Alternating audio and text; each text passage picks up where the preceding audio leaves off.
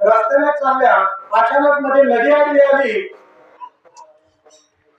नदीच्या मध्यभागी गेल्या, पाण्याचा प्रवाह वाढला, घोट्यापर्यंत पाणी आलं, गुडघ्यापर्यंत पाणी आलं, कमरेपर्यंत पाणी आलं, पाणी गळ्याला लागलं आणि मग त्या देवाची धावा करू लागल्या.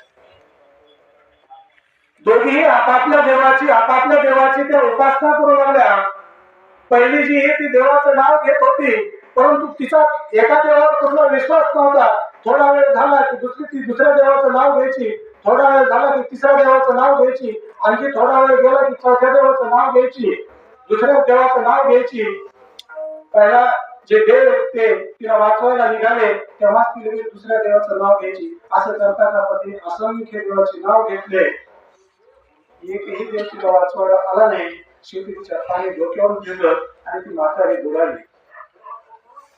दुसरी एक म्हातारी होती. ती म्हातारी फक्त एका देवाचं नाव घेत होती, हे अल्लाह, हे अल्लाह, हे अल्लाह, माझं रक्षण कर. ती फक्त एका देवाचं नाव घेत होती. तिचा अल्लाह आला, तिला घेऊन गेला, तिला वाचवलं, तिला तिचे प्राण वाचवले. म्हणून एकनिष्ठ भक्ती काय असते? आपलंही तसंच आहे. श्रीकृष्ण भगवंताने गीतेमध्ये अनन्य भक्ती सांगितलेली आहे. गीतेचा सार काय तो अनन्य भक्ती. अनन्य भक्ती म्हणजे एकनिष्ठ भक्ती. आपलंही तसंच आहे.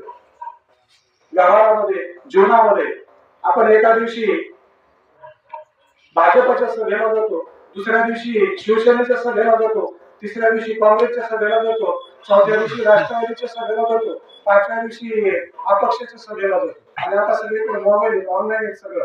कुणीकडे फोटो काढले जाते, कुणीकडे फोटो कुणीकडे व्हायरल होते.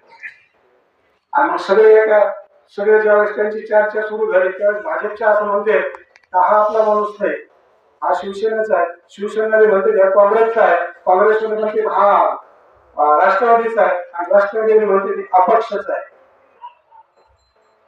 ज्यावेळेस आपल्यावर खऱ्या अर्थाने संकट येतं त्यावेळेस कुठलाही पक्ष आपली मदत करीत नाही आणि त्यामुळं आपल्याला कुठल्याही प्रकारचा लाभ होत नाही. जसं व्यवहारामध्ये एकनिष्ठ असणं महत्वाचं आहे, तसं भक्तीमध्ये एकनिष्ठ असणं महत्वाचं आहे. आणि म्हणून गीतेचा सार काय असेल तर तो अनन्य भक्ती आहे. संत तुकाराम महाराज आपल्या अभंगामध्ये सांगतात, आपुला तो एक देव करून घ्यावा, तेने विना जीवा मुक्ती नाही, तेने विना जीवा सुख नाही.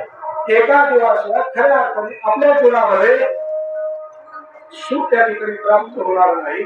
आणि म्हणून आमच्या श्रीकृष्ण भगवंताने